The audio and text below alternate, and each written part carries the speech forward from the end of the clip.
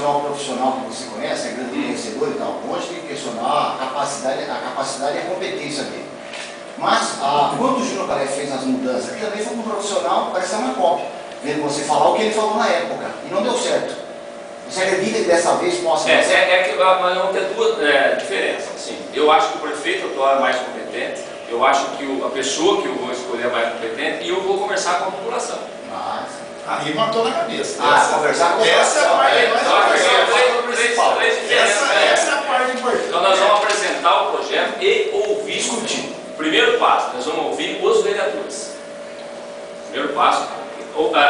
Tecnicamente, quem representa o povo são os vereadores. Então, o Robinho sabe lá do bairro dele, o Durvalino, o Newton, quer dizer, os nossos vereadores.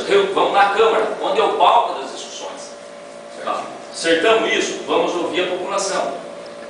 Claro que, quando a gente ouvir a população, a gente tem que ter um discernimento, porque ninguém quer lombada na porta da casa dele.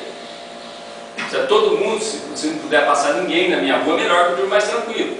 Tá? Então a gente vai ter todo esse trabalho, nós vamos fazer o estudo, porque na verdade quem sabe a necessidade somos nós. O profissional sabe a legislação e a técnica, mas quem sabe a necessidade somos nós.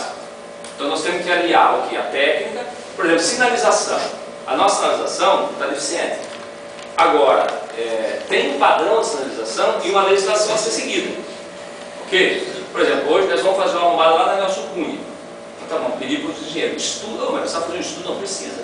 Porque eu também não sabia, lombada só pode fazer dois tipos de dois tamanhos. Então nós vamos seguir o padrão. Então o que o pessoal da USP vai fazer?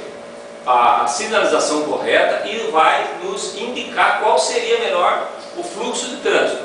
Feito isso, Robinho, os vereadores vão discutir, todo mundo chama a imprensa, chama a população, e aí a gente vai resolver. Aqui nada é feito de goela abaixo.